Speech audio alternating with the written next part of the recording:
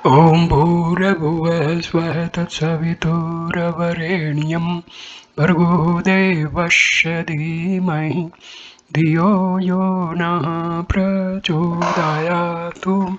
शांति शांति शांति। नमस्ते मेरे प्यारे दोस्तों, ये मृत्यु के बाद हमारा क्या होता है इस विषय पर तीसरा वीडियो है। भूत प्रेत। भूत प्रेत कहने से ऐसे अदृश्य मनुष्यों का बोध होता है जिनका स्थूल शरीर भी मर चुका है। लोगों का मोटा ख्याल है कि मरने के बाद आदमी भूत बन जाता है। यह बात मृतकों के ऊपर लागू नहीं। बहुत से मनुष्य मोक्ष प्राप्त करते हैं, कुछ स्वर्ग चले जाते हैं, कुछ विश्राम की मधुर निद्रा में सो जाते हैं। बहुत थोड़ी प्राणी ऐसे रहते हैं जिन्हें भूत बनना पड़ता है। आर्य ग्रंथों में प्रत्येक शब्द निंदा सूचक अर्थ के साथ व्यवहृत हुआ है। इसे पाप योनि माना गया है। 3 वासनाओं की उग्रता के कारण जीव परलोक यात्रा की स्वाभाविक श्रृंखला को तोड़ देता है और आगे बढ़ने की अपेक्षा पीछे लौटना पड़ता है।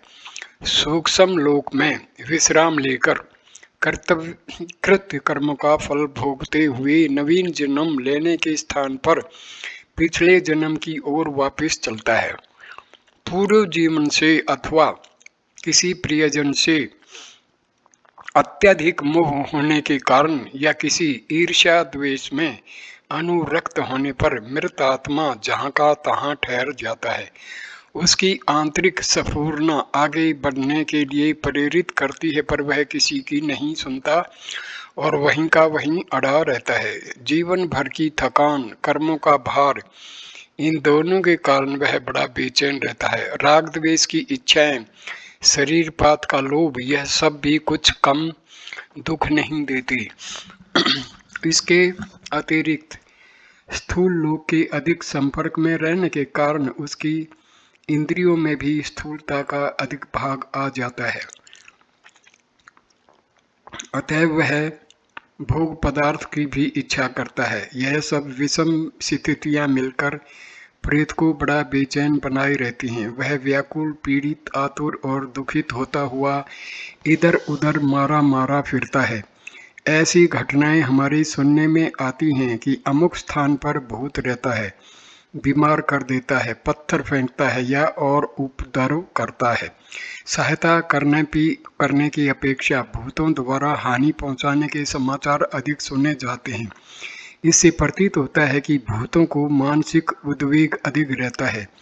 इंद्रिय लिप्सा या मोह श्रृंखला में बंधने के कारण ही वे इस दुर्गति को प्राप्त होते हैं। जिन्हें स्वादिष्ट भोजनों की चाटुकारिता और मादक द्रव्यों की आदत, नाच तमाशों में अभिरुचि, मैथुनेच्छा विशेष रूप से होती है, जिन्होंने जीवित अवस्था में इंद्रियों को इन खराब आदतों का गुलाम बन जाने दिया है, वे विवश होकर मृत्यु के उपरांत भी इन्हीं वासनाओं में ग्रसित की नहीं अन्य व्यक्तियों को देखते हैं तो उनके माध्यम द्वारा अपनी तृप्ति करने के लिए उन पर अपना अड्डा जमा लेते हैं और उनकी इंद्रियों द्वारा स्वयं तृप्ति लाभ करने की चेष्टा करते हैं। कहा जा चुका है कि भूतों की वासनाएं बहुत नीची श्रेणी की होती हैं, इसलिए वे वैश्यालय, मदिरालय या ऐसे ही अन्य त्याज्य स्थानों में विशेष रूप से मंडराते रहते हैं। इन स्थानों से संबंध रखने वाले लोगों के शरीर पर यह भूत गुप्त रूप से अपना अड्डा जमाते हैं। वे मनुष्य यद्यपि इनको पहचान नहीं पाते, पर इतना तो अनुभव करते ही हैं। त्याज्य स्थानों पर जाते ही उनकी वासना असाधारण रूप से उत्तेजित होती है। भूत होते तो हैं, पर बहुत ही कम संख्या में होते हैं, क्योंकि भूत योनि अस्वाभाविक योनि है। यह नियत कर्म के अनुसार नहीं, मृतक के मानसिक विग्रह के कारण मिलती है। भूत कभी अपनी थोड़ी बहुत परिचय देते हैं, अन्यथा जन समाज से दूर किन्हीं एकांत स्थानों में अपनी वेदना छिपाए पड़े रहते हैं। विक्षिप्त दिशा में होने के कारण वे कोलाहल से दूर रहना ही पसंद करते हैं। अपना परिचय प्रकट करने की इच्छा तो किसी को और विशेष स्थिति के कारण ही होती है। फिर भूत व्याधा की इतनी चर्चा जो सुनी जाती है वह क्या है? ऐसे प्रसंग में भ्रम के भूत ही अलग रहते हैं। एक पुरानी कहावत है कि शंका डायन मनसा भूत। जिसे डर लग जाता है कि मेरे पीछे भूत पड़ा हुआ है, उसके लिए घड़ा भी भूत बन जाता है। मन में भूतों की कल्पना उठी कि पेट में चूहे लौटे। शाम को भूतों की कहानी सुनी कि रात को सोपन में मसान छाती पर चढ़ा। एक बार दो मनुष्यों में शर्त हुई कि रात को 12 बजे अमुक मरघट में कीलगाड़ आए तो 50 रुपये मिले। वह मनुष्य रात को मरघट में सो गया। रात अंधेरी थी। जल्दी में वह अपने कुर्ते के कोने को कील समेत गाड़ गया। जब उठा तो उसे विश्वास हो गया कि मुझे भूत ने पकड़ लिया है। उसने डर के मारे एक चीख मारी और बेहोश होकर वहीं मर गया। इसी प्रकार अनेक बार अपना भ्रम ही भूत का रूप धारण करके दुख देता रहता है। ऐसे भूतों से मन के सावधान हुए बिना छुटकारा नहीं मिलता। जिन अशिक्षित जातियों में अज्ञान और अशिक्षा घर किए हुए होती हैं, उनको भ्रम के भूत अधिक आते हैं, किंतु सुशिक्षित परिवारों में प्राय उन्हें स्थान नहीं मिलता। मृत आत्माएं जब प्रकट होती हैं, स्वरूप दिखाती हैं, तो वे शरीर निर्माण की सामग्री को उन्हीं व्यक्तियों में से खींचते हैं जिन्हें वे प्रेत दिखाई दें। प्रेतों को यह शक्ति प्राप्त हो जाती है कि वे स्थूल परमाणुओं को खींच सकें।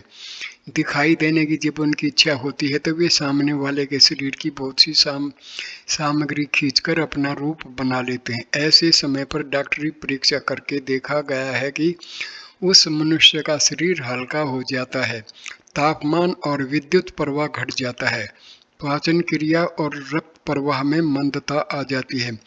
जिन लोगों ने अस्थि को पूरा करने के गुप्त अभ्यासों को सीख लिया है, उनकी बात दूसरी है। साधारण लोगों को भूत का बार बार दिखाई देना अच्छा नहीं है। इससे उन्हें ऐसे शारीरिक झटके लगते हैं जिनके कारण वे खतरनाक दशा को पहुंच जाते हैं। यह परमात्मा की छिपी हुई एक महती कृपा है कि मृत और जीवित मनुष्यों के मिलने में भय की यह एक बाधा खड़ी की गई है। यदि वह न होती तो मृत व्यक्ति भी घरों में ऐसे ही बैठे रहते जैसे चिड़िया, चूहे, चींटियां या खटमल भरे रहते हैं। इससे मृत और जीवितों का आगे का विकास रुक जाता है और मोह बंधनों में जकड़े हुए जहां के तहां पड़े रहते हैं। प्रभु की इच्छा है कि सांसारिक झूठे रिश्तों के मोह पास में अधिक न बंधे और कर्तव्य पालन करता हुआ निरंतर उन्नति के पथ पर अग्रसर होता रहे। पीछे की भूमि पर से पांव उठा लेने के बाद ही आगे कदम बढ़ा सकते हैं। हमें पीछे की ओर नहीं, आगे की ओर चलना चाहिए। भूत के पांव उल्टे होते हैं।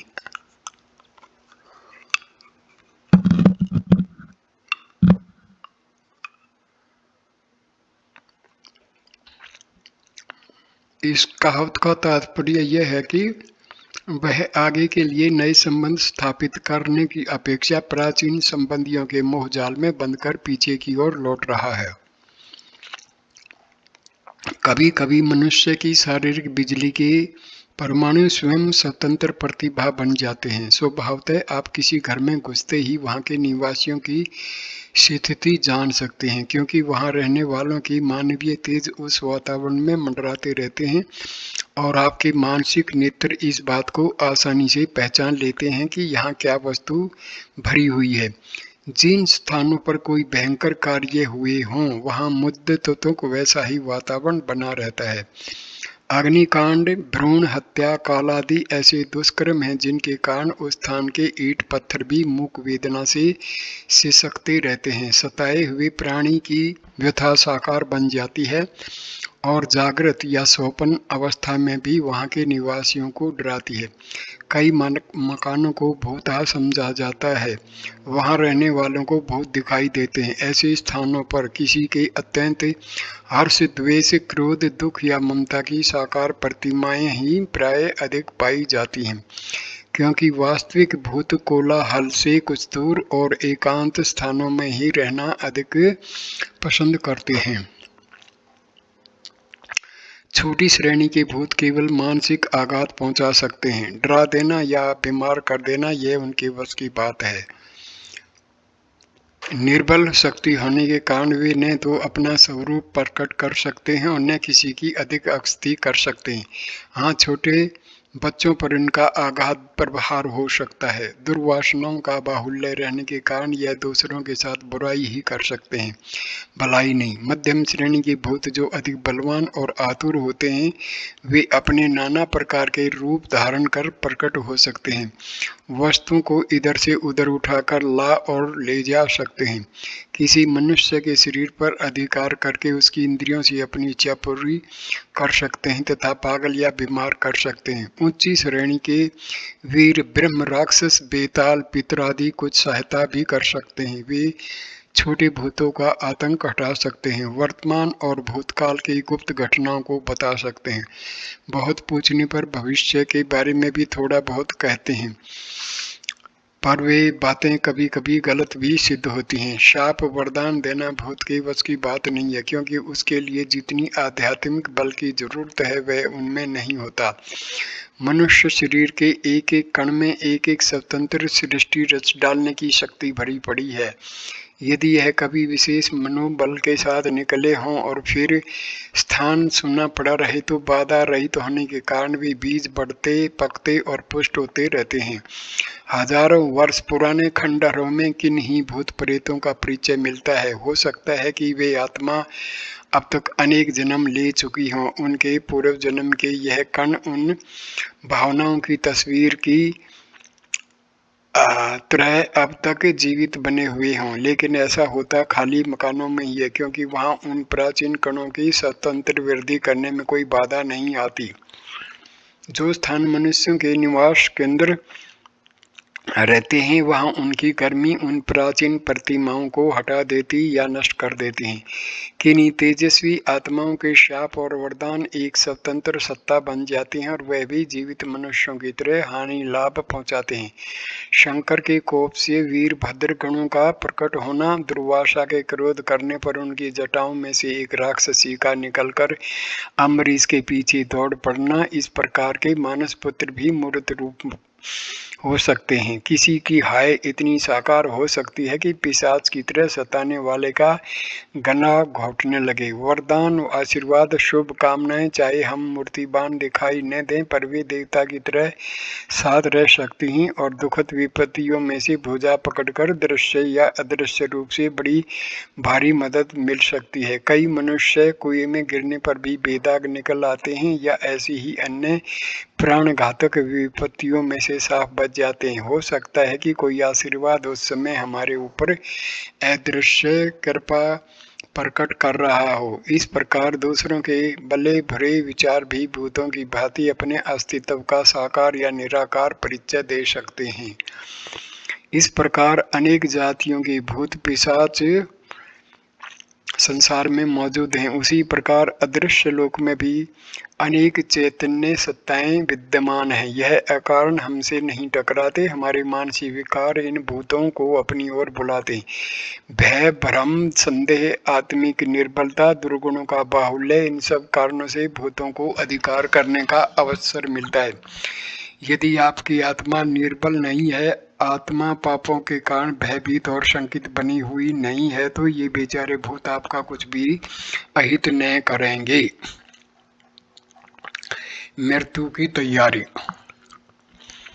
यह निर्विवाद है कि जो पैदा हुआ है उसे मरना पड़ेगा। हमें भी मृत्यु की गोद में जाना है। उस महान यात्रा की तैयारी यदि हम अभी से की जाए तो इसमें जो भय और दुख होता है वह नहीं होगा।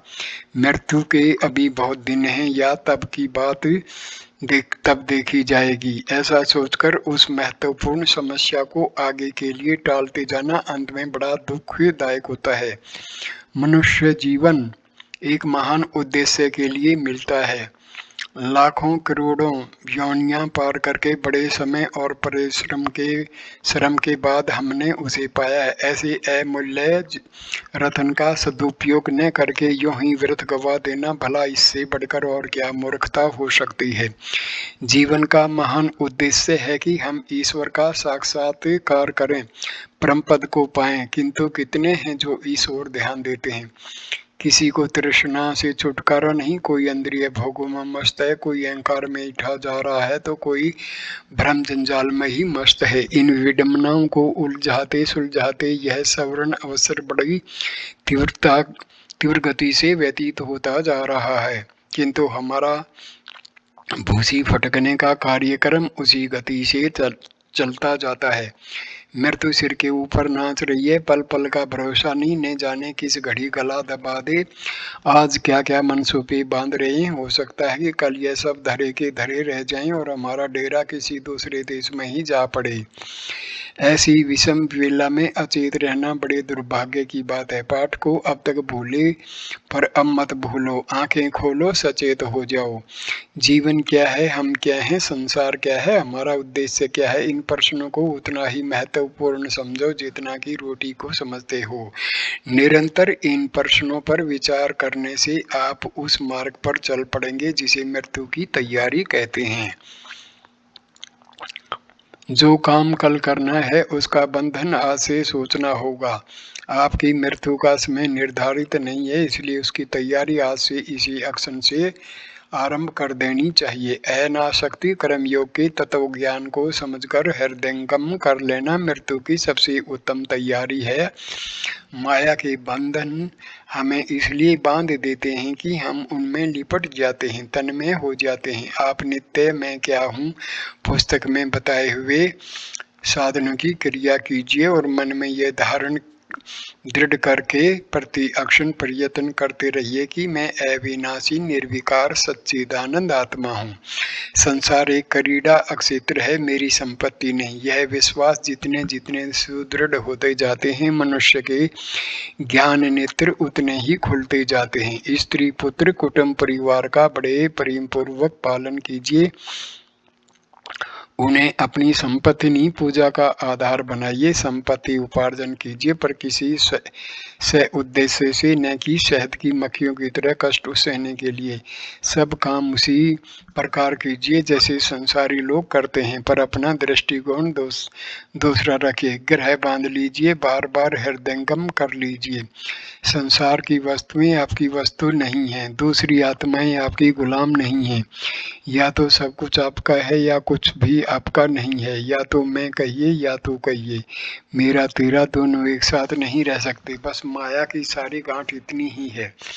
योग का सारा ज्ञान इसी गांठ को सुलझाने के लिए है।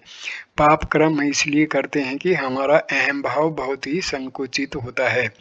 आप अपनी महानता को विस्तृत कीजिए, दूसरों को अपना ही समझिए, प्राय कोई नहीं, सब अपने ही हैं। यह अपनापन ऊंचे दर्जे का होना चाहिए। जैसे माता का अबोध पुत्र के प्रति होता है, वैसा नहीं जैसे चोर का दूसरों की तिजोरी पर होता है। सांसारिक जीवों में प्रभु की मूर्ति विराजमान देखिए और उनकी पूजा के लिए अपना हृदय बिछा दीजिए। स्त्री को आप दासी नहीं देवी मानिए, वैसी जैसी मंदिर में विराजमान रहते हैं। पुत्र को आप वैसा ही महान समझिए जैसे गणेश जी को मानते हैं। सांसारिक व्यवहार के अनुसार उनके प्रति अपने उत्तरदायित्वों का पालन कीजिए। स्त्री की आवश्यकताएं पूरी कीजिए और पुत्र की शिक्षा दीक्षा में दत्तचित्त रहिए, पर खबरदार, होशियार, सावधान, उन्हें अपनी जायदाद न मानना, नहीं तो बुरी तरह मारे जाओगे, बड़ा भारी धोखा खाओगे और ऐसी मुसीबत में फंस जाओगे कि बस मामला सुलझाने से नहीं सुलझेगा।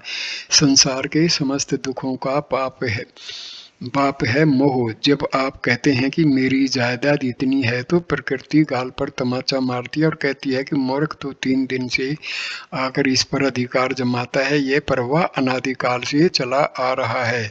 सोना चांदी तेरा नहीं है, यह प्रकृति का है। जिसे तू स्त्री समझता है, यह असंख्य बार तेरी माँ हो चुकी होगी।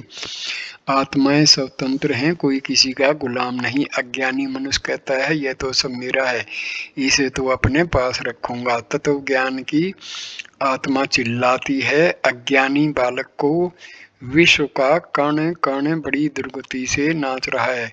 कोई वस्तु स्थिर नहीं है, पानी बह रहा है, हवा चल रही है, पृथ्वी दौड़ रही है, तेरे शरीर में से पुराने कण भाग रहे हैं और नए आ रहे हैं। तू एक तिनके पर भी अधिकार नहीं कर सकता। इस प्रकार बहती हुई नदी का आनंद देखना है तो देख, रोकना खड़े होगा तो लात मारकर एक और हटा दिया जाएगा। दुख, विपत्ति, व्यथा और पीड़ा का कारण अज्ञान है।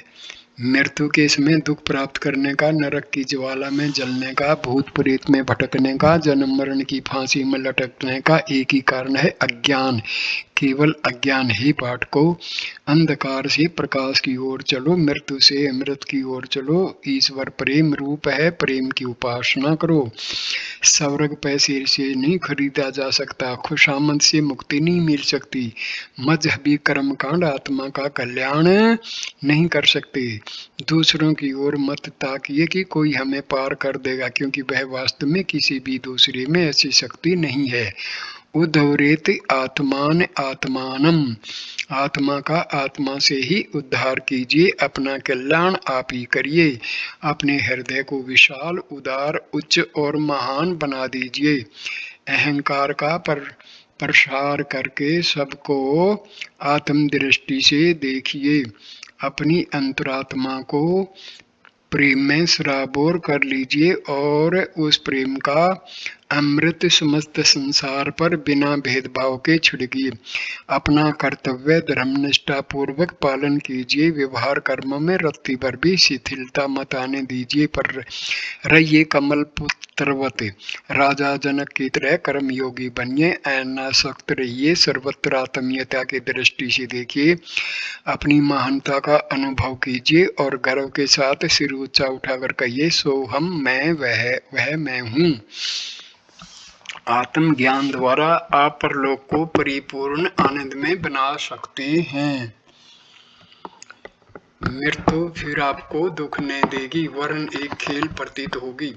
आप ऊंचे उठेंगे और महान उद्देश्य को प्राप्त कर लेंगे। मृत्यु की तैयारी के लिए आज से ही आत्मा के विशुद्ध स्वरूप का चिंतन आरंभ कर देना चाहिए। अपनी महानता का ज्ञान होते ही माया मोह के सारे बंधन टूटकर गिर पड़ेंगे और आनंददायक दृष्टि प्राप्त हो जाएगी। अपने तुच्छ और स्वार्थपूर्ण विचार को त्याग कर अपनी महान आत्मा के दरवाजे पर सिंहनाद कीजिए, सो हम, वह मैं हूँ।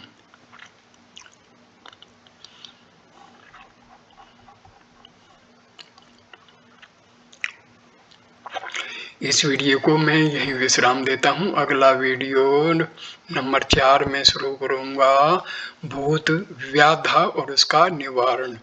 ये वीडियो देखने के लिए आपका धन्यवाद। कृपा करके इस वीडियो को लाइक कीजिए, कमेंट कीजिए, शेयर कीजिए और चैनल को सब्सक्राइब कीजिए। नमस्कार मेरे प्यारे दोस्तों।